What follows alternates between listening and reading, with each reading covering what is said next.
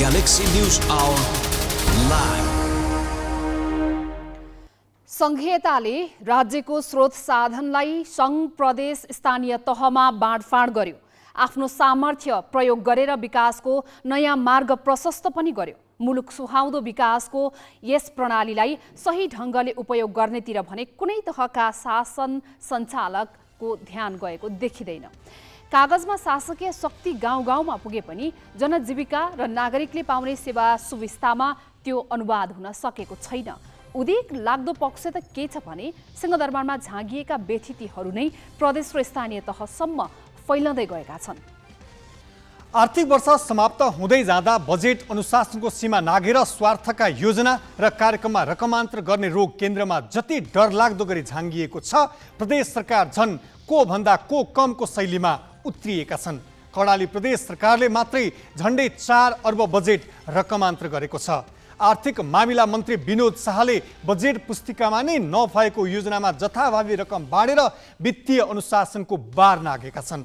एमालेबाट मन्त्री बनेका उनी केन्द्रमा समीकरण बदलिएसँगै कति बेला प्रदेश सरकारबाट बाहिरिनु पर्ने हो भन्ने टुङ्गो नभएका बेला वित्तीय अनुशासन उल्लङ्घन गरी मनपरी त्यहाँको अर्थव्यवस्था चलाइरहेका छन्।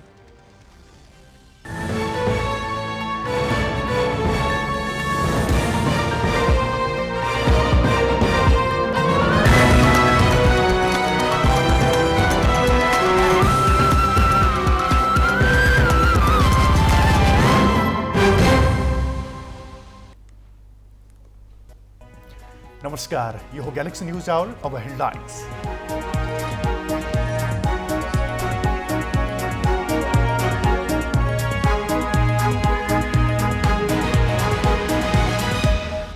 सत्ता गठबन्धनमा मन्त्रालयको भागबण्डा मिले पनि मन्त्री टुङ्ग्याउन सकस। दावेदार धेरै हुँदा काङ्ग्रेसले अझै दिएन नाम।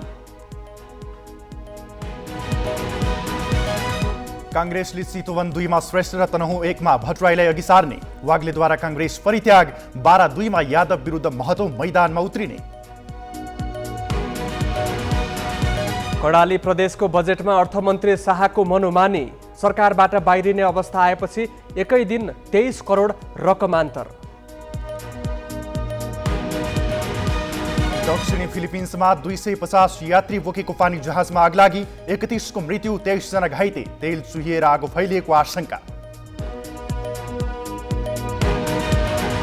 र एपीएफ क्लब लगातार तेस्रो पटक ललितपुर मेयर्स कपको च्याम्पियन।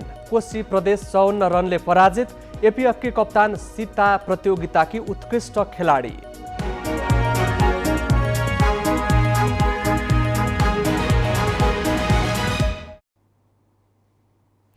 सत्ता गठबन्धन दलले मन्त्रालयको भागबण्डा बुधबार टुङ्ग्याए पनि आज मन्त्री परिषद विस्तार हुन सकेन। संख्यागत भागबण्डा मिले पनि कुन मन्त्रालय कुन दलले लिने भन्ने टुङ्गो नलाग्दा मन्त्री परिषद विस्तार हुन नसकेको हो। गठबन्धन दलका शीर्ष नेताको बैठक आज 2 पटक बसे पनि सहमति जुट्न सकेन। सामान्य प्रशासन, ऊर्जा, पर्यटन लगायत मन्त्रालयमा धेरै दलको दाबीले सहमति नजुटेको हो। उता दलहरूमा मन्त्री बन्नका लागि रस्साकस्सी चलेको छ। गठबन्धनको सबैभन्दा ठूलो दल नेपाली कांग्रेसमा संस्थापन र इतर पक्षबीच विवाद देखिएको छ। पार्टीले पाउने 8 मन्त्रालय मध्ये इतर पक्षले 3 वटामा दाबी गरेको छ। कुन मन्त्रालय कुन दललाई दिने भन्ने विषयमा छलफल गर्न बिहीबार बिहान प्रधानमन्त्री निवास बालुवाटारमा गठबन्धनका शीर्ष नेताको बैठक बस्यो। तर बैठकमा सहमति जुटेन। शीर्ष नेताले मन्त्रालयको संख्या बुधबार नै भाग लगाए पनि मन्त्रालय बाँडफाँड गर्न सकेनन्। सहमति नजुटेपछि प्रधानमन्त्री दाहाल अपराह्न फेरि बैठक गरेर निर्णयमा पुग्ने भन्दै पूर्व निर्धारित कार्यक्रमका लागि चितवन गए। त्यहाँको कार्यक्रममा उनले साँझसम्म मन्त्री परिषद विस्तार गर्ने गृह कार्य गरिरहेको सुनाए। नेपाली कांग्रेस पनि केन्द्रीय कार्य सम्पादन समितिको बैठकतिर लाग्यो। बैठकले पार्टीका तर्फबाट मन्त्री छान्ने जिम्मा पार्टी सभापति शेरबहादुर देउवालाई दियो। पार्टीको कार्य सम्पादन समितिले पहिला बैठकले निर्णय गरेको छ योगदान, त्यस्तै गरेर दक्षता, समावेशिता, यो प्रादेशिक सन्तुलन, यी सबै विषयलाई चाहिँ मध्यनजर गरेर चाहिँ मन्त्री परिषदमा सदस्य पठाउने कुराहरू पनि यो बैठकमा चर्चा भयो। नामको विषय टुङ्गो लाग्न सकेन। अब यो विषय यहाँबाट यो निर्णय गरिराख्नु पर्दैन। यो सम्बन्धमा जुन क्राइटेरियालाई मध्यनजर राखेर पार्टी सभापतिज्यू संसदीय दलका नेता शेरबहादुर देउवाजीले सबैसँग इन्टेन्स छलफल गर्नुभएको छ, सुझाव सल्लाह लिनुभएको छ। त्यसैलाई मध्यनजर राखेर नै निर्णय हुन्छ। प्रधानमन्त्री दाहाल चितवनबाट फर्केपछि गठबन्धन दलका शीर्ष नेताको बैठक अपराह्न बालुवाटारमै बस्यो। तर बैठकमा दाहालले कुन दललाई कुन मन्त्रालय भन्ने विषयमा ठोस प्रस्ताव नै पेश गर्न सकेनन्। जबकि बिहिबार साँझसम्म मन्त्री परिषद विस्तार गर्ने दाहालको चाहना थियो। दाहालले प्रस्ताव गर्न नसक्दा अधिकांश दलले भने सामान्य प्रशासन, ऊर्जा, पर्यटन लगायतका मन्त्रालयमा दाबी गरे। मन्त्रालयको नाममै सहमति नजुटेपछि गठबन्धन दलले आफ्नो पार्टीबाट सरकारमा सहभागी हुने सदस्यको नाम प्रधानमन्त्रीलाई दिएनन्। त्यसो त मन्त्री बन्नका लागि दलहरूभित्र रस्साकसी चलेको छ। खास गरी नेपाली कङ्ग्रेसमा संस्थापन र संस्थापन इतर पक्षबीच मन्त्री कसलाई बनाउने भन्ने विषयमा विवाद देखिएको छ। केन्द्रीय कार्य सम्पादन समितिले सभापति देउवालाई अधिकार दिए पनि इतर पक्षले 3 मन्त्री आफ्नो पक्षका हुनुपर्ने बताएको छ। देउवा भने इतर पक्षलाई 2 मन्त्रालय दिने पक्षमा छन्। काङ्ग्रेसभित्रको विवाद पनि मन्त्री परिषद विस्तारमा विलम्बको एउटा कारण हो। क्यामेरामा रिकेश सिंहका साथ अङ्गराज नेउपाने, ग्यालेक्सी फोके, काठमाडौँ। मन्त्री परिषद विस्तारका लागि भइरहेको छलफलमा राष्ट्रिय स्वतन्त्र पार्टी रासोपा कतै सहभागी छैन। जबकि ऊ माओवादी केन्द्रका अध्यक्ष पुष्पकमल दाहाललाई प्रधानमन्त्री बनाउन समर्थन गर्ने दल हो। उसले समर्थन फिर्ता लिएको पनि छैन। उसले राष्ट्रपतिको निर्वाचनमा गठबन्धनका उम्मेद्वारलाई मत दिएर सरकारमा सहभागी हुने चाहना प्रकट गर्यो। तर गठबन्धन दलले मन्त्रालय भागभण्डा गर्दा रासोपालाई वास्तै गरेनन्। माओवादी केन्द्रका अध्यक्ष पुष्पकमल दाहाललाई पुस 10 मा प्रधानमन्त्री बनाउन समर्थन गर्ने 7 दल मध्ये तेस्रो ठूलो दल हो रासोपा। त्यसबापत रासोपाले गृह, शिक्षा र श्रम मन्त्रालय पायो। रासोपा सभापति रवि लामिछाने उप प्रधानमन्त्री सहित गृहमन्त्री बने। उनलाई त्यो पद दिलाउन नेकपा एमालेका अध्यक्ष केपी शर्मा ओलीले पनि भूमिका निर्वाह गरे। लामिछानेले नागरिकता विवादमा माघ 13 गते सर्वोच्च अदालतको आदेशमा सबै पद गुमाए। उनले पर्सिपल्ट अर्थात् 15 गते नेपाली नागरिकता पुनः कायम गराएर गृह मन्त्रालयमा फर्किन चाहे। तर प्रधानमन्त्री दाहालले उनलाई गैर सांसद भनेर गृह दिन मानेनन्। उनका लागि ओलीले पनि दौडधुप गरेका थिए। तर दाहालले ओलीको कुरा पनि सुनेनन्। आफूले गृह नपाएको असन्तुष्टि स्वरूप लामिछानेले माघ 22 मा पार्टीलाई सरकारबाट अलग गरे। तर दाहाललाई दिएको समर्थन भने रासोपाले फिर्ता लिएन। राष्ट्रपतिको निर्वाचनलाई लिएर पुस 10 को गठबन्धन 2 महिनामै तितर-बितर भयो। एमाले र राप्रपा पनि सरकारबाट बाहिरिए। तर रासोपाले राष्ट्रपति निर्वाचनमा एमालेलाई साथ दिएन। फागुन 25 मा नेपाली काङ्ग्रेसका रामचन्द्र पौडेललाई भोट दिएर रासोपा गठबन्धनसँग नजिकिन खोज्यो। तर गठबन्धन दलले रासोपालाई वास्तै गरेनन्। उनीहरूले रासोपालाई गठबन्धनको बैठकमा सहभागी नै गराएनन्। मन्त्रालय छुट्याउनु त टाढाको कुरा। उहाँहरूले साथ दिनुभएको छ, त्यसलाई मध्यनजर राखेका छ गठबन्धनले र त्यस विषयमा पछि कसरी जाने भन्ने विषयमा उहाँहरूसँग पनि परामर्श नै लिएर यी कुराहरू भएको होला। रासोपाले पार्टीले उठाएका मुद्दा कार्यान्वयन र राजनीतिक स्थिरताका लागि प्रधानमन्त्रीलाई दिएको समर्थन कायमै राखेको भनेको छ। साविका 3 अर्थात् गृह, शिक्षा र श्रम मन्त्रालय पाए सरकारमा सहभागी हुने रासोपाको चाहना छ।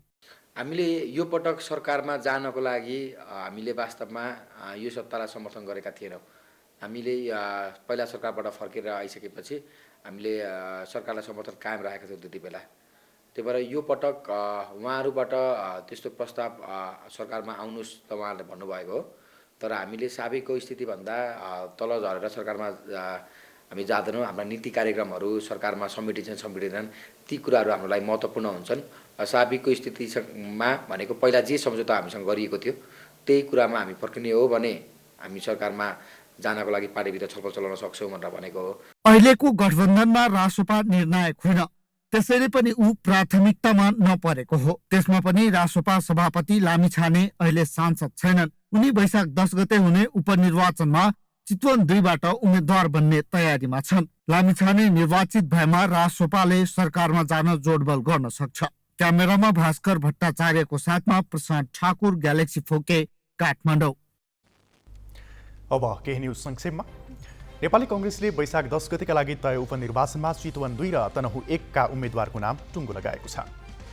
केन्द्रीय कार्य सम्पादन समितिको आज बसेको बैठकले चितवन 2 मा पूर्व जिल्ला सभापति जित नारायण श्रेष्ठ र तनहुँ 1 मा केन्द्रीय सदस्य गोविन्द भट्टराईलाई उम्मेद्वार बनाउने निर्णय भएको हो।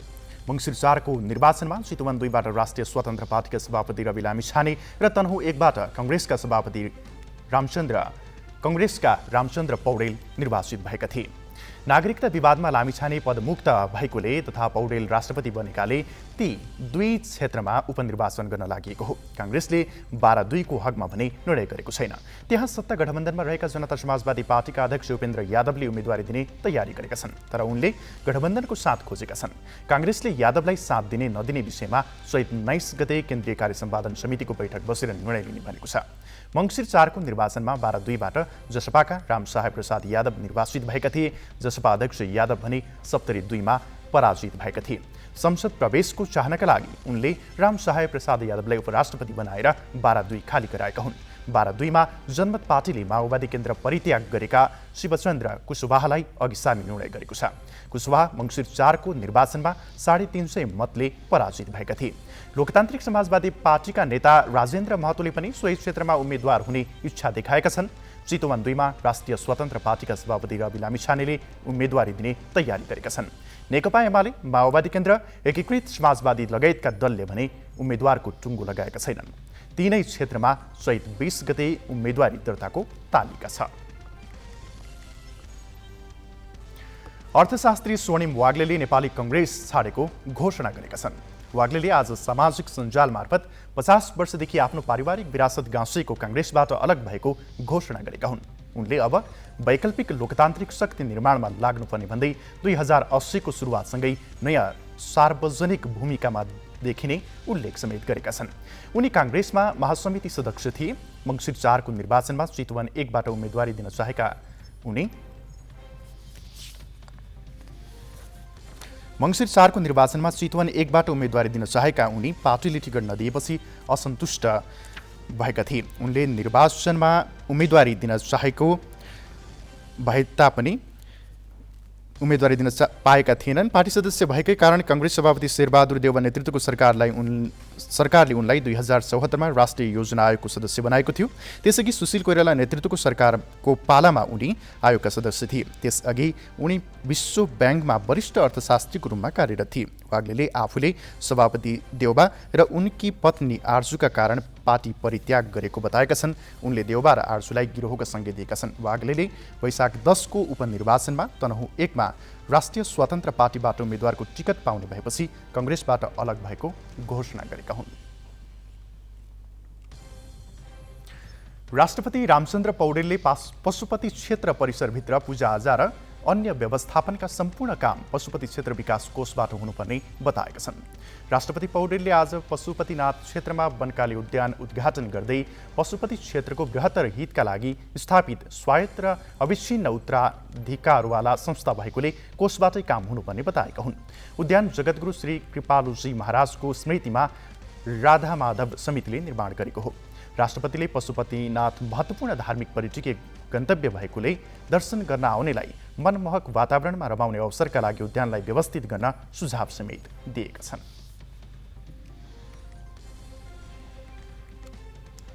प्रहरीले 17 करोड रुपियाँ भन्दा बढी मूल्यको कोकिन सहित 2 जना भारतीय महिलालाई पक्राउ गरेको छ। नेपाल प्रहरीको लागु औषध नियन्त्रण ब्युरोले त्रिभुवन अन्तर्राष्ट्रिय विमानस्थलबाट 45 वर्षीय वाहाला लावमी र ठमेलको एक होटलबाट इस्टर ललिमपुईलाई पक्राउ गरी आज सार्वजनिक गरेको छ। इन्डिगो एयरलाइन्स मार्फत मङ्गलबार दिल्ली जान लागेकी लाओमीको लगेज चेक गर्दा 2 किलो 887 ग्राम कोकिन भेटिएको थियो। त्यस्तै होटलबाट पक्राउ परेकी ललिमपुईको साथबाट 5 किलो कोकिन बरामद भएको हो। 2 जनाबाट बरामद कोकिन 17 करोड 3,59,000 रुपियाँ बराबरको भएको ब्युरोले जनाएको छ। ब्युरोले पक्राउ परेका महिला विरुद्ध लागु औषध ऐन 2033 अनुसार म्याद थप गरेर अनुसन्धान गरिरहेको छ। रूपन्देहीको शुद्धोधन गाउँपालिकाका प्रमुख प्रशासकीय अधिकृत अनन्त पाडी मरासनीलाई अख्तियार दुरुपयोग अनुसन्धान आयोगले घुस रकमसहित नियन्त्रणमा लिएको छ। अख्तियारको टोलीले प्रमुख प्रशासकीय अधिकृत मरासिनी र सुद्धोधन गाउँपालिका 7 नम्बर वडाका अध्यक्ष भीमबहादुर यादवलाई 50,000 रुपियाँ घुस रकमसहित आज नियन्त्रणमा लिएको हो। उनीहरूलाई उत्खनन गरी घाट गद्दीमा रहेको नदीजन्य पदार्थको बिक्री आदेशको म्याद थप तथा बिक्री आदेश दिने प्रयोजनका लागि सेवाग्राहीसँग घुस मागेको सूचनाका आधारमा कार्यालयबाटै नियन्त्रणमा लिएको अख्तियारले जनाएको छ।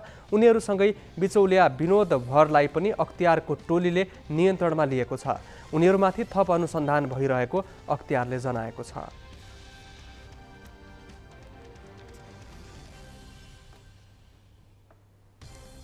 बाँकी प्रसङ्ग नवराज पाण्डेबाट। मिटर ब्याज पीडित र सरकार बीच आज साँझ हुने भनेको वार्ता हुन सकेन। 3 दिन अघि महोत्तरीको बर्दिवासबाट पैदल हिँडेर काठमाडौँ आइपुगेका मिटर ब्याज पीडित र सरकार बीच आज बिहान 11 बजेदेखि 3 घण्टासम्म वार्ता भयो। गृह मन्त्रालयमा भएको वार्ताका क्रममा सङ्घर्ष समितिका संयोजक मनोज पासवानले सरकारी वार्ता टोली समक्ष 9 बुँदे मागपत्र पेश गरे। ती मागबारे आवश्यक छलफल गरेर साँझ 6 बजे पुनः बैठक बस्ने भनिए पनि वार्ता हुन सकेन। सरकारले मिटर ब्याजलाई वित्तीय अपराध ठहर हुने गरी कानुन संशोधन गर्ने भने पनि अहिले समूहका तर्फबाट मुद्दा लगाइएका र पक्राउ पूर्जी जारी भएकाको हकमा के गर्ने भन्ने अन्यल कायमै छ। त्यसलाई सम्बोधन गर्ने उपाय पहिल्याएर मात्रै वार्तामा बस्ने बताइएको छ। यसै विषयमा थप जानकारी दिनका लागि हाम्रा संवाददाता अक्षर काका अहिले हाम्रो प्रत्यक्ष सम्पर्कमा हुनुहुन्छ। अक्षरजी, आज मिटर ब्याज पीडित र सरकार बीच हुने भनेको साँझको दोस्रो चरणको वार्ता किन हुन सकेन? के कारणले आजको यो दोस्रो चरणको वार्ता सम्भव भएन? नवराजी, पक्कै पनि आज मिटर ब्याज पीडितहरूसँग बिहान गृह मन्त्रालयमा सरकारी वार्ता टोलीका संयोजक रुद्रादेवी शर्माको संयोजकत्वमा जुन खालको एउटा समिति थियो र त्यो समितिसँग वार्ता भयो। झन्डै 3 घण्टा त्यहाँ कुराकानी भयो। कुराकानीका क्रममा मनोज पासवानले मिटर ब्याज पीडितहरूका तर्फबाट मनोज पासवानले सरकार समक्ष 9 बुँदे माग प्रस्तुत गरेको भनेर हामीलाई जानकारी गराएको अवस्था थियो। सरकारलाई प्रस्तुत गरेको 9 बुँदे मागमा विशेष गरेर सरकारले यो बीचमा सम्बोधन गर्न खोजेका कुराहरू सरकारी वार्ता टोलीका तर्फबाट सुनेको र सँगसँगै उच्चस्तरीय आयोग बनाएर यो समस्यालाई दीर्घकालीन समाधान गर्नुपर्छ। नवलपरासी कावासती क्षेत्रका मिटर ब्याज पीडितहरू योभन्दा अगाडि पनि आएको र सरकारसँग वार्ता छलफल गरेर गएको, तर समस्याको निकास नभइसके पछाडि हामी फेरि पनि टालटुले आश्वासन पाएर अथवा अहिलेको समस्या समाधान गर्ने र माइती घरबाट फेरि फर्केर एउटा पठाउने जसरी हुन्छ पठाउने त्यो सरकारको एउटा टालटुले रणनीति छ र त्यसलाई हामी मान्दैनौँ भन्ने एक खालको अवस्था थियो। र सँगसँगै अहिले के पनि जटिलता देखिएको छ भने यो मिटर ब्याज पीडितहरूको लामो समयदेखिको सङ्घर्ष, उनीहरू झन्डै 2 वर्षदेखि प्रदेश सरकार का मातहतका निकायहरूमा पनि गएको र जिल्ला प्रशासन कार्यालयमा पनि गएको र त्यो कतै पनि सुनवाई नभइसके पछाडि निरुपाय भएर काठमाडौँ आएको अवस्थामा अब रित्तो हात जाने अथवा आश्वासनको पक्का पन्तुरा बोकेर जाने अवस्था छैन। हामी समाधान बोकेर मात्रै जान्छौँ भनेर अडान लिइसके पछाडि त्यहाँ रहेका अलिकति जिम्मेवार मान्छेहरू जो उनीहरूलाई ल्याउनका निमित्त भूमिका खेलिरहेको थियो, उनीहरूले अलिकति समाधानका लागि दीर्घकालीन पहल गरौँ भनेर समय लिएको हिसाबले आज साँझ बस्ने भनेको वार्ता अथवा बैठक भएन र सम्भवतः भोलि बिहान 10 बजे गृह मन्त्रालयमा बैठक बस्नेछ र एउटा निकासको बाटो पहिल्याउनेछ भनेर हामीलाई जानकारी दिएको अवस्था छ। नवराजी, अक्षरजी, जसरी उनीहरू साँझको वार्ता कुरिरहँदा आज बिहान भएको छलफल, यसअघि पनि गृह मन्त्रालयका उच्च अधिकारीहरूले मिटर ब्याज पीडितलाई गरेको भेटघाटका क्रममा देखाइएको वा कतिपय सुनाइएको प्रतिबद्धता, अझै तपाईँले अहिले उल्लेख पनि गर्नुभयो कतिपय टालटुले जवाफको कुरा सुनिरहँदा चाहिँ बिहानको वार्ताप्रति उनीहरूको प्रतिक्रिया कस्तो छ? उनीहरूले आज यो लामो समय उनीहरू 10-12 दिन पैदल हिँडेर 350 किलोमिटरभन्दा लामो समय छिचोलेर माइती घर आइसक्दा पनि सरकारी वार्ता टोलीले समस्याको भ्यू नै नपाइसकेको अवस्था रहेछ। समस्या बुझ्न बल्ल खोज्दै गरेको अवस्था हिसाबले समस्या बुझाइको एउटा प्रारम्भिक चरणमा नै समाधान निकाल्न सकिन्छ जस्तो उहाँहरूको अथवा उनीहरूको त्यो बुझाइ देखिएन। त्यो हिसाबले पनि केही समय अलिकति लम्ब्याउँ र जसरी अहिले मिटर ब्याजमा लगाउने साहुकारहरूले झुटा मुद्दा लगाएको भनेर उहाँहरूलाई अलिकति पुर्जी काट्ने, अदालतबाट वारेन्ट जारी हुने प्रशासनबाट पक्राउ पूर्जी जारी भइसकेको अवस्थामा त्यस्ता मानिसहरूको हकमा, त्यस्ता पीडितहरूको हकमा के उपाय पहिल्याउन सकिन्छ, उनीहरूलाई कसरी त्यो पीडाबाट बाहिर ल्याउन सकिन्छ, त्यसको उपाय चाहिँ कानुनी बाटो पनि पहिल्याउने गरी कानुनी परामर्श लिने, कानुनीवेत्ताहरूसँग छलफल पनि गर्ने र कानुनविदहरूले दिएको बाटो र त्यो समाधानको आधारमा सरकारी वार्ता टोलीहरूसँग छलफल गर्ने र एउटा निष्कर्षमा पुग्ने भन्ने तयारी भएर आज साँझको वार्ता स्थगित गरेर भोलि बिहान बस्ने र भोलि बिहानदेखिको छलफलले चाहिँ एउटा निकास दिन्छ भनेर त्यहाँका अगुवाहरूले हामीलाई बताइरहेको अवस्था छ। र यो बिचमा सरकारले दुईवटा छानबिन समिति जस्तो बनाएर दुईवटा प्रतिवेदन, अलग अलग प्रतिवेदन गृह मन्त्रालयमा बुझाइसकेको अवस्था छ। पहिला भाद्र 27 गते तत्कालीन गृहमन्त्री बालकृष्ण खाँडलाई बुझाएको र त्यस पछाडि पुस 19 गते रवि लामिछाने, गृहमन्त्री रवि लामिछानेलाई पनि बुझाएको प्रतिवेदन छ। र त्यो प्रतिवेदनमा केही उजुरीहरूको पनि माग गरिएको थियो र त्यो उजुरीहरूमा चाहिँ झन्डै 3001 उजुरी परेको र त्यसमध्ये 1837 चाहिँ कारबाही नै हुन नसकेको अथवा त्यो चाहिँ पेन्डिङमा रहेको एउटा अवस्था छ। र यस कारणले यो मिटर ब्याज पीडितहरूको समस्या लामो समयदेखि रहँदै आएको र यो फेरि अलिकति परिहाल्न पनि मुस्किल हुने र यो अहिले सरकारी वार्ता टोलीलाई पनि त्यो सकस भइरहेको छ र विभिन्न प्रकृतिका जसरी उजुरी आह्वान गरेको समितिले र कतिपय मिटर ब्याज पीडितले उजुरी पनि गरेको र धेरै उजुरीको फर्छौट पनि हुन नसकेको बताइरहँदाखेरि कस्ता खालका उजुरी छन् र त्यसलाई आगामी दिनमा कसरी सल्टाउने गरी सरकारको तयारी रहेको यहाँले बुझ्नुभयो? सरकारी छानबिन यो वार्ता टोलीका समितिका सदस्यहरूले पनि अहिले उहाँहरूलाई जो आज वार्तामा आउनुभएको थियो 5 जना मिटर ब्याजी पीडितहरूको तर्फबाट उहाँहरूलाई एक कपी चाहिँ हामीले यस्तो प्रतिवेदन तयार गरेका छौँ र यो प्रतिवेदनका आधारमा हामी दीर्घकालीन समाधान खोज्छौँ। अहिले हामीले मिटर ब्याजलाई फौजदारी अपराध सरह कानुन संशोधन गरेर त्यो व्यवस्था गर्छौँ भनेर बताइरहेको अवस्था छ। अहिले त्यो कानुन संशोधनको प्रक्रियामा पनि अगाडि बढिराखेको र त्यो केही समय त्यसले लिने। त्यसो हुँदाखेरि तपाईँहरू अहिले नै हातै हामीले समाधान गर्ने अवस्था छैन, किनभने यो प्रक्रियामा चाहिँ गइसकेको छ र तपाईँहरू न्याय पाउनुहुन्छ र अहिले नै तत्कालै हामीले न्याय दिन नसके पनि विलम्ब चाहिँ हुँदैन भनेर आश्वासन दिइराखेको र आश्वस्त पार्न खोजिराखेको एउटा परिस्थिति त छँदैछ। सँगसँगै अहिले मुद्दा चाहिँ 3001 वटा मुद्दा मात्रै अहिले प्रशासन समक्ष उजुरीका रूपमा पुगेको अवस्था छ, तर धेरै प्रकृतिका मुद्दाहरू छन्। यतिसम्म कि अब यो मिटर ब्याजी साहुकारहरूले पीडितहरूलाई पैसा प्रवाह गर्ने क्रममा चाहिँ उनीहरूको जायजथा, घर, सम्पत्ति सबै आफ्नो नाममा गरिसके पछाडि रकम प्रवाह गर्ने हुँदाखेरि अदालतमा पनि मुद्दा गर्न सक्ने अथवा उनीहरूलाई अदालती प्रक्रियाबाट पनि न्याय दिनका लागि झन्झटिलो छ अथवा समस्याग्रस्त छ। त्योबाट कसरी चाहिँ बाहिर ल्याउने भनेर एक खालको यो उच्चस्तरीय एउटा आयोगै बनाएर यसलाई निकास दिन सकिन्छ। नत्र अहिले छानबिन समिति बनाउने, उजुरीहरू माग गर्ने, फेरि चाहिँ कानुनी प्रक्रियामा जाँदाखेरि त्यो लामो बाटो हुनसक्छ। त्यो लामो बाटो हिँडेर पीडितहरूले न्याय पाउन सक्दैनन्, किनभने उनीहरूले पीडाको झन्डै 350 किलोमिटर लामो लङ मार्च हिँडेर काठमाडौँ आइसकेका छन् भन्ने एउटा अवस्था छ। नवराज्य हस्, धन्यवाद। उनी थिए हाम्रा संवाददाता अक्षर काका, जसले मिटर ब्याज पीडित र सरकार बीचको वार्ताको विषयमा बिहानदेखि नै पछ्याइरहेका छन्। राष्ट्रिय सभा सदस्यहरूले मिटर ब्याजीलाई सक्दो चाँडो कानुन बनाएर कारबाहीको दायरामा ल्याउन सरकारको ध्यान आकर्षण गराएका छन्। राष्ट्रिय सभाको आज बसेको बैठकमा सांसदहरूले शून्य र विशेष समयमा बोल्दै मिटर ब्याजलाई अपराध मानेर दोषीलाई कारबाहीको दायरामा ल्याउन सरकारको ध्यान आकर्षण गराएका हुन्। कतिपय सांसदले मिटर ब्याजीमाथि फौजदारी अभियोगमा कारबाही गर्न माग गरे। उनीहरूले मिटर ब्याजीलाई छहारी प्रदान नगर्न राजनैतिक दलको नेतृत्वको पनि ध्यान आकर्षण गराएका छन्।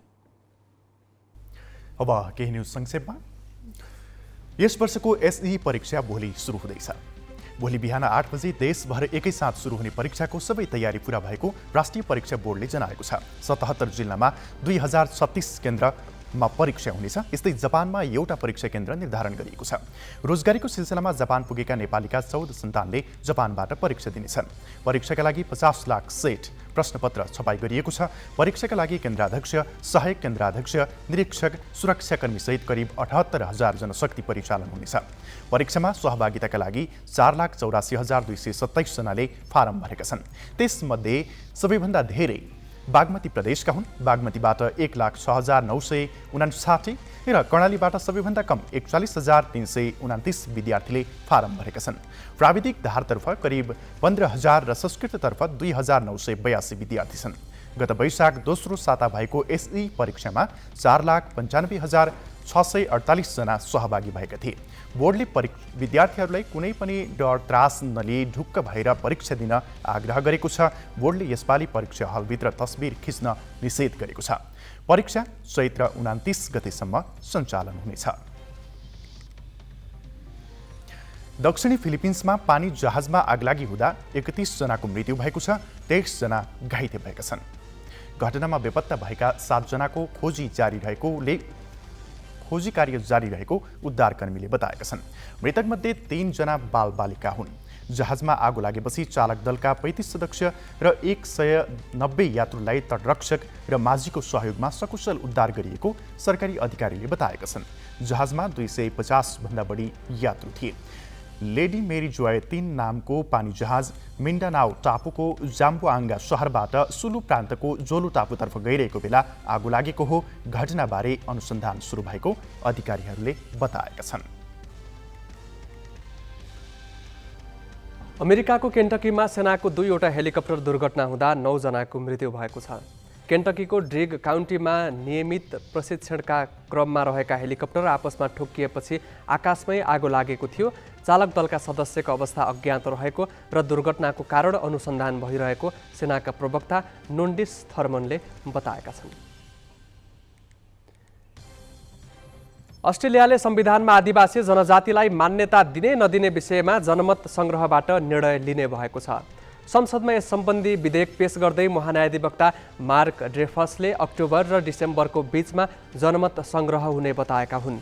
आसन्न जनमत संग्रह इतिहासलाई स्वीकार गरेर नागरिक एकजुट हुने अवसर भएको उनको भनाइ छ। जनमत संग्रहमा अस्ट्रेलियाली नागरिकलाई आदिवासीको हक अधिकारका विषयमा संविधान परिवर्तन गर्ने कि नगर्ने भनेर सोधिनेछ। अस्ट्रेलियामा 2,60,00,000 जनसङ्ख्या मध्ये 3.2% आदिवासी रहेका छन्। उनीहरू सामाजिक र आर्थिक रूपमा औसतभन्दा तल छन्।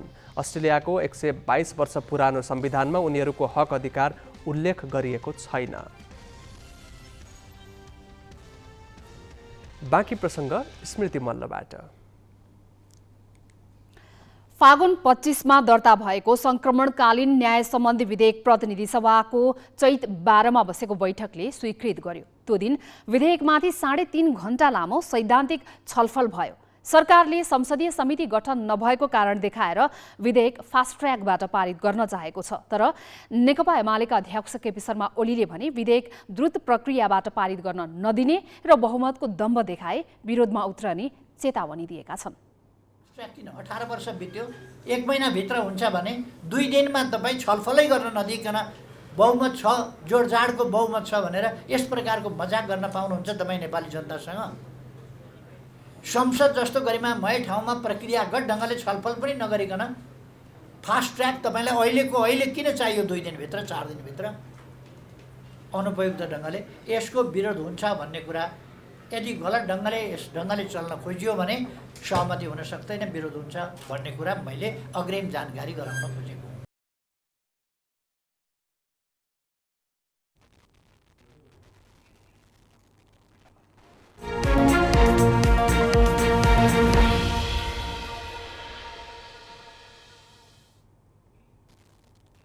सरकार र राष्ट्र बैंकले विदेशी मुद्राको ढुकुटी रित्तिदै गएपछि अन्तर्राष्ट्रिय मुद्रा कोषबाट विस्तारित कर्जा सुविधा बापतको ऋण लिने प्रक्रिया सुरु गर्यो। यस सम्बन्धी सम्झौतामा स्वयं राष्ट्र बैंकको लेखा परीक्षण अन्तर्राष्ट्रिय लेखा परीक्षकबाट गर्नुपर्ने र 10 ठूला वाणिज्य बैंकको पनि अन्तर्राष्ट्रिय लेखा परीक्षकबाटै सम्पत्तिको गुणस्तर जाँच गर्नुपर्ने उल्लेख गरिएको छ।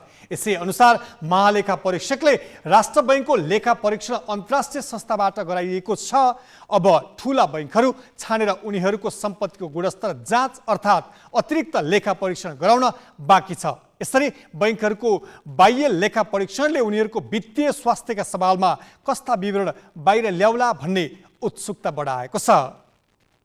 3 दशक अघि वित्तीय क्षेत्रको निजीकरण भयो। कृषि, उद्योग र व्यापारमा लगानी गर्ने भनेर खुलेका अलग अलग वित्तीय संस्थालाई एउटै डालोमा हालेर सबैले सबै काममा लगानी गर्न दिने भनियो। तर यस कदमले अपेक्षाभन्दा विपरीत परिणाम दियो। लाखौं नेपालीको बचत सङ्कलन गरेका ब्याङ्कहरू समावेशी विकासमा भन्दा निश्चित खरानाको व्यावसायिक विस्तारमा मात्रै सहयोगी बन्न पुगे। यसरी केन्द्रीकृत लगानी गर्दै जाँदा समाजमा धनी र गरिबको खाडल बढ्दै गएको र यसमा ब्याङ्कहरूको सबैभन्दा ठूलो भूमिका भएको आरोप लाग्ने गरेको छ।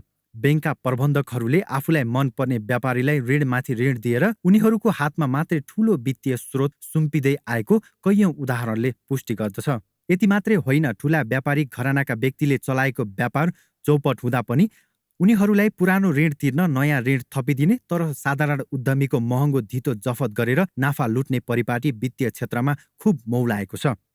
ठूला ऋणीलाई जसरी हुन्छ लाभ दिने, सानालाई जति सकिन्छ निचोर्ने परिपाटीबाट विकसित भएको हाम्रो वित्तीय प्रणालीले अहिले देशको सिङ्गै अर्थतन्त्र बराबर नै ऋण परिचालन गरेको छ। अहिले तिनै ठूला ब्याङ्कहरूमध्ये 10 वटा 12 लेखा परीक्षण हुने भएपछि ब्याङ्किङ क्षेत्रमा हलचल पैदा भएको छ। यद्यपि ब्याङ्कका प्रतिनिधिहरू यसबाट वित्तीय प्रणाली थप मजबुत बनाउन मद्दत पुग्ने बताउँछन्। पहिला पनि भएका हुन् नेपालमा त्यस खालका अडिटहरू होइन, र त्यसको चाहिँ अब अहिलेसम्म अफिसियली चाहिँ हामी त्यसको हामीले उ चाहिँ पाएको छैनौँ कुन ब्याङ्क हुने कसरी गर्ने भन्ने कुराहरू। तर त्यो भइदाखेरि पनि त्यसले चाहिँ ब्याङ्किङ इन्डस्ट्रीमा कस्तो खालको चाहिँ चुनौतीहरू छन्, कुन खालका कुरा राम्रो छन्, कुन खालका कुराहरूमा केही इम्प्रुभ गर्नुपर्ने कुराहरू छन् भन्ने कुरो नै हेर्ने होला। र त्यसले चाहिँ अगाडि बढ्नको लागि ब्याङ्किङहरूलाई अझै स्ट्रेन्थेनिङ गर्नको लागि, अझै सुदृढ बनाउनको लागि नै हेल्प गर्छ जस्तो लाग्छ मलाई। यही चैतसम्म ठूला ब्याङ्कले लेखा परीक्षण अघि बढाउनु पर्ने सम्झौता भए पनि राष्ट्र ब्याङ्कले के आधारमा ब्याङ्कहरूको छनौट गर्ने भन्ने प्रारम्भिक काम समेत गरेको छैन। बल्ल छलफल थालेको राष्ट्र ब्याङ्कले अहिलेसम्म नेपाली ब्याङ्कहरू सुदृढ र छिमेकी मुलुकहरू भन्दा राम्रो रहेको दावी गर्दै आएको छ। तर लेखा परीक्षणमा जोखिमयुक्त क्षेत्रमा लगानी गरेको देखिएमा ब्याङ्कहरूले यस्तो जोखिम थेग्ने गरी रकम छुट्याएर राख्नुपर्ने हुन्छ। यसले ब्याङ्कहरूको नाफा र लाभांश क्षमतालाई प्रभावित पार्नेछ। केही वाणिज्य ब्याङ्कहरूको अन्तर्राष्ट्रिय लेखा परीक्षकबाट एसेट क्वालिटी रिभ्यू गराउने भन्ने हो। त्यो एसेट क्वालिटी रिभ्यूको शर्त चाहिँ त्यहाँ छ। त्यसकासित सम्बन्धित केही प्रक्रियाहरू अगाडि बढ्छन्, क्रमिक रूपमा अगाडि बढ्छ। होइन नेपालमा ब्याङ्कहरू केही समस्यामा परेर विदेशी आएर त्यसको लेखा परीक्षण गर्ने हो कि भन्ने जुन अहिले चाहिँ बजारमा आइरहेको कुरो छ, त्यस्तो केही पनि होइन। नेपालका ब्याङ्कहरू सक्षम छन्, सबल छन्, यिनीहरूको वित्तीय स्वास्थ्य सुदृढ छ। अहिले कतिपय ऋणी कर्जा तिर्न अप्ठ्यारो भएको भन्दै विरोध प्रदर्शनमा छन्। साना ऋणीले धितोमा रहेको सम्पत्ति जफत हुने डरले अनौपचारिक क्षेत्रबाट महँगो ब्याजमा ऋण लिएरै भए पनि ब्याङ्कलाई तिरिरहेका छन्। तर ठूला ऋणीमध्ये कतिपयले किस्ता तिरेका छैनन्। बरु नियामकीय छुट दिलाउन राजनीतिक वृत्तदेखि केन्द्रीय ब्याङ्कमाथि नै पनि दबाव बढाउँदैछन्। भूकम्प र महामारीपछि ठूला ऋणीहरू कर्जा तिर्नुको साटो यस्तै छुट र अतिरिक्त कर्जाको उपयोग गरेर नाफा बढाउन केन्द्रित भएका हुन्। अहिले पनि राष्ट्र ब्याङ्कले कर्जाको पुनः तालिकीकरण र पुनः संरचना गर्ने सुविधा दिएको छ। यसमा अक्सर ठूला ऋणीले नै लाभ उठाउँदैछन्। यस्तो बेला हुने 12 लेखा परीक्षणले आफ्नो ब्याङ्कको वित्तीय स्वास्थ्य खराब नदेखियोस् भनेर कतिपय ब्याङ्कले मर्जरको प्रक्रिया समेत रोकेर राखेका छन्। क्यामेरामा सबिन महर्जन र सुशील बास्कोटाका साथ अमृत केसी, ग्यालेक्सी फोके, काठमाडौँ। कर्णालीमा आफन्त र कार्यकर्ता पोस्न जथाभावी बजेट खर्च गरेको पाइएको छ। आर्थिक मामिला तथा योजना मन्त्री विनोद शाहले चालु आर्थिक वर्षको लागि रातो किताबमै नभएको टुक्रे योजना ल्याएर जथाभावी रकम बाँडेका हुन्। उनले विपद लगायतका महामारी हुँदा उद्धार तथा राहत दिन बनाइएको कोषबाट झिकेर मनोमानी रूपमा 23 करोड रुपैयाँ बाँडेका छन्। केन्द्रमा नयाँ गठबन्धन बनेपछि कर्णालीमा राष्ट्रिय प्रजातन्त्र पार्टीले सरकारलाई दिएको समर्थन फिर्ता लियो। मुख्यमन्त्री राजकुमार शर्माले शुक्रबार प्रदेश सभाबाट दोस्रो पटक विश्वासमा मत लिँदैछन्।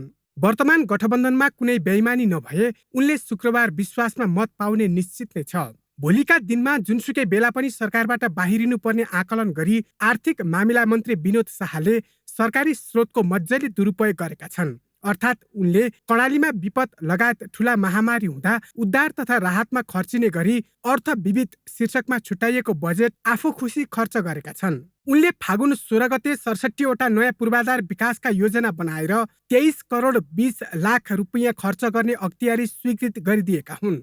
मन्त्री शाहले 23 करोड 20 लाख रुपैयाँ मध्ये आधा बजेट गृह जिल्ला दैलेखका लागि छुट्याएका छन्। नयाँ योजना बनाएर बजेट विनियोजन गरिसक्दा समेत मुख्यमन्त्री भने बेखबर छन्। आपद विपदमै चाहिँ काम लाग्ने गरिकन राखिएको कोष रहेछ यो विगतका दिनहरूमा।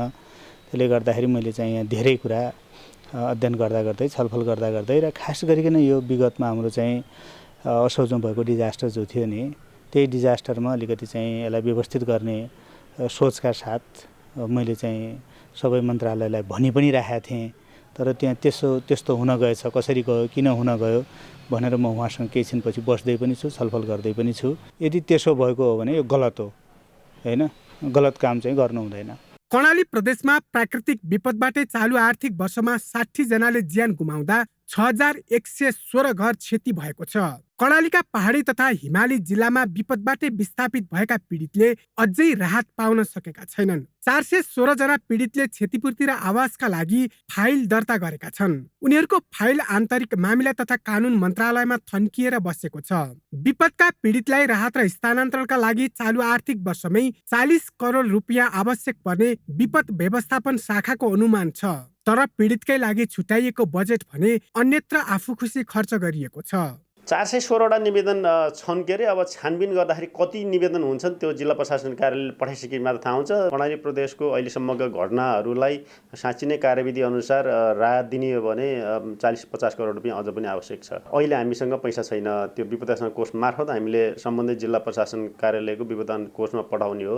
त्यो पैसा चाहिँ आवश्यक छ। हामीले प्रदेश सरकारसँग हामीले पहल गरिरहेका छौँ। कर्णालीमा 2 दशक यता 2432 वटा विपदका घटनामा 4155 जनाको मृत्यु भएको प्रदेश सरकार र विभिन्न सङ्घ संस्थाको आँकडा छ। यसबाट 1,22,000 परिवार प्रभावित बनेका छन्।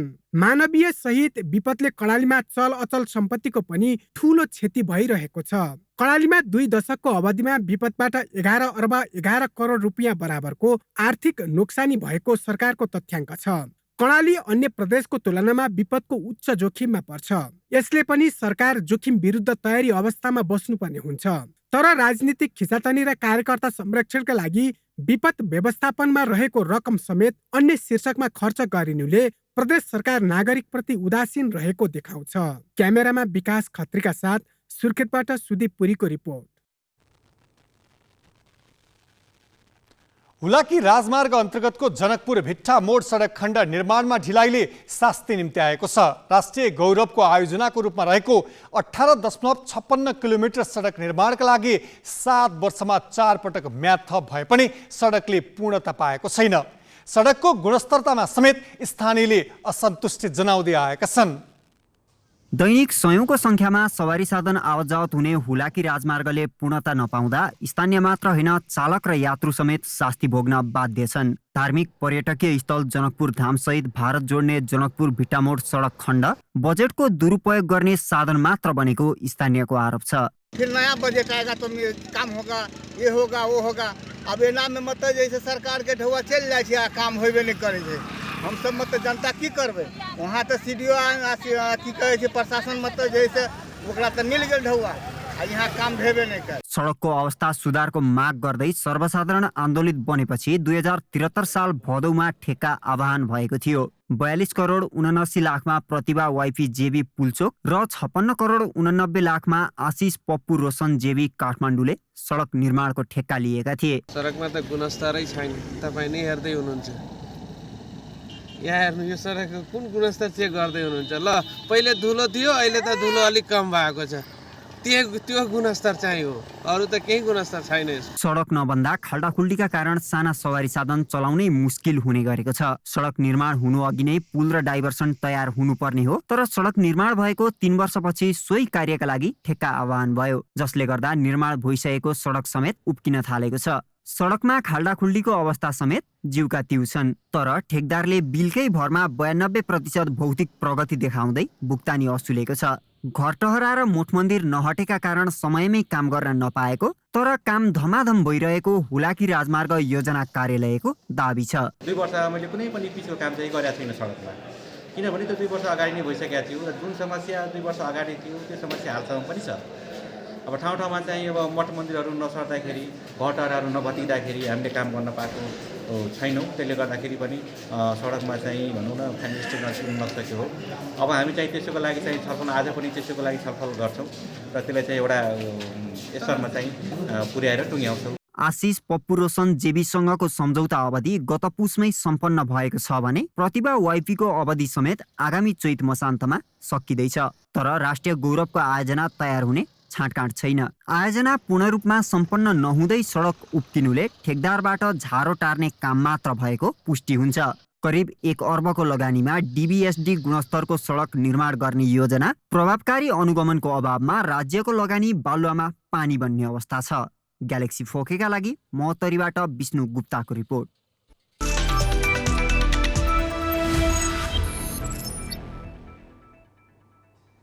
प्रधानमन्त्री त्रिदेशीय कप फुटबलको उपाधिका लागि नेपालले भोलि लाओससँग खेल्दैछ। त्रिदेशीय कपको पहिलो खेलमा नेपालले लाओसलाई 2-0 गोलले हराएको थियो। दोस्रो खेलमा नेपाल इतिहासमै पहिलो पटक भुटानसँग बराबरीमा रोकियो। दुवै खेलमा नेपाली खेलाडी आफ्नो पोजिसनमा सङ्घर्षरत थिए।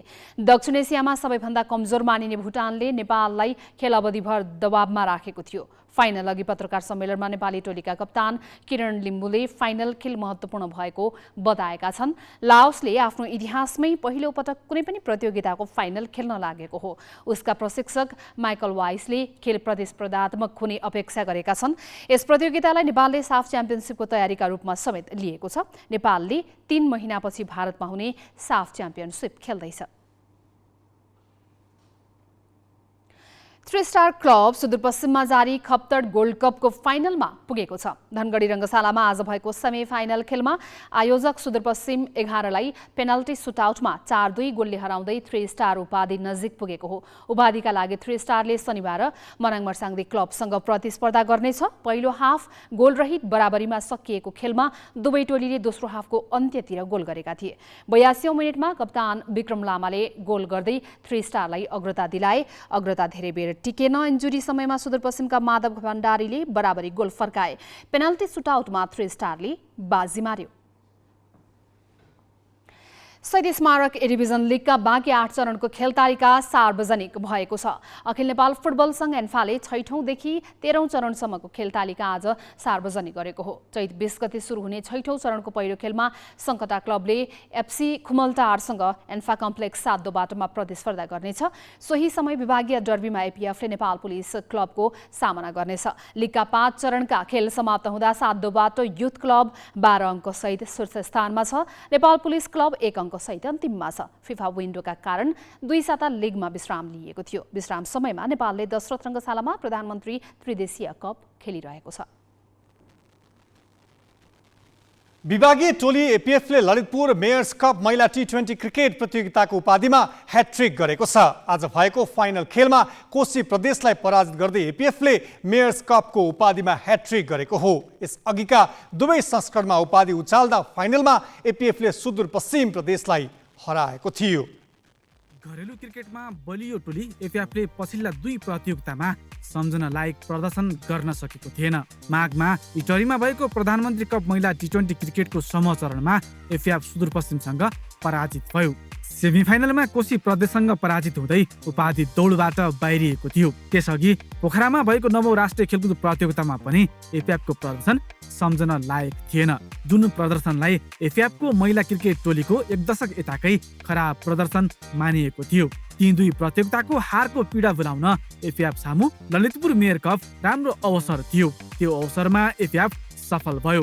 समूह चरणमा अपराजित रहँदै फाइनल पुगेको एपीएफ सामु बिहिबार प्रतिस्पर्धामा थियो कोशी प्रदेश।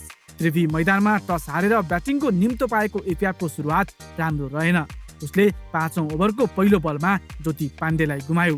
त्यतिखेर उसले 18 रन जोडेको थियो। तर त्यसपछि कप्तान सीता राणा मगर र इन्दु वर्माले आक्रमण ब्याटिङ गरे। यिनीहरूले अभिजित 136 रनको साझेदारी गरे। सीता 68 बलमा 9 चौका र 2 छक्का प्रहार गर्दै 79 रनमा अभिजित रहिन्। इन्दुले 41 बलमा 51 रन जोडिन्।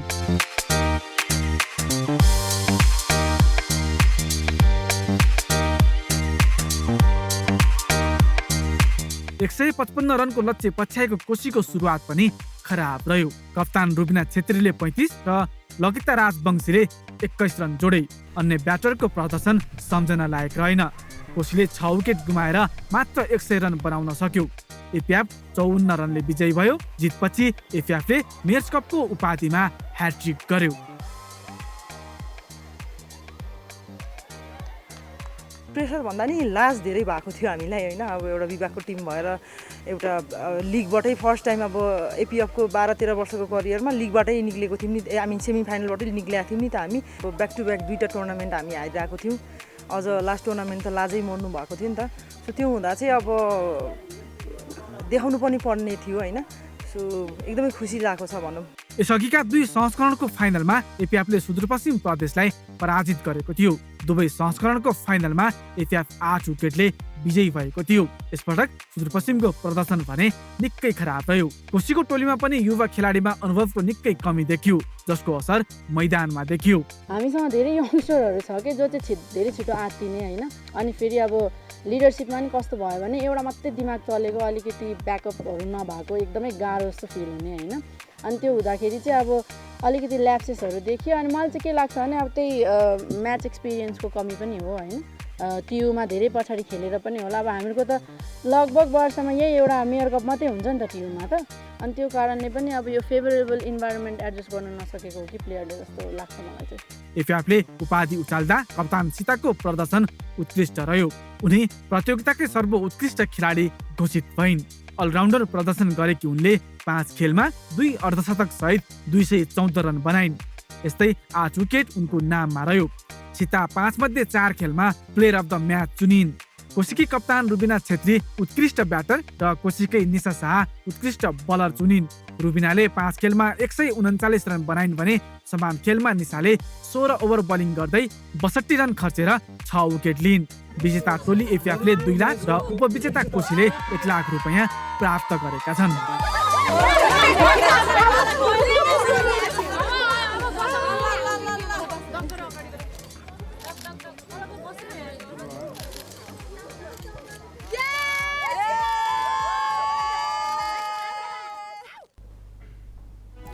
हामी ग्यालेक्सी न्यूज आवरको अन्तमा छौँ। जाँदै हेडलाइन्स।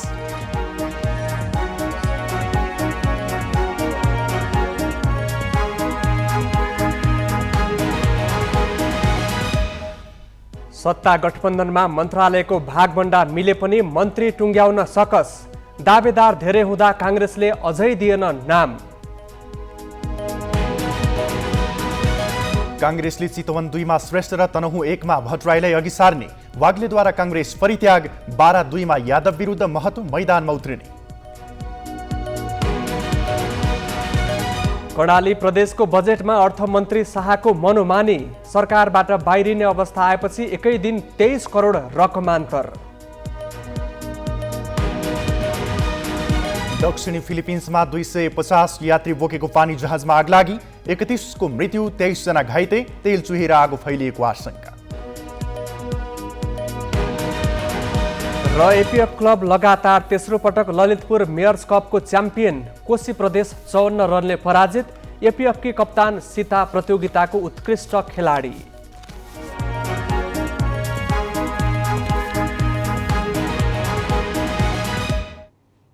आजलाई ग्यालेक्सी न्यूज आवर सकियो। नमस्ते।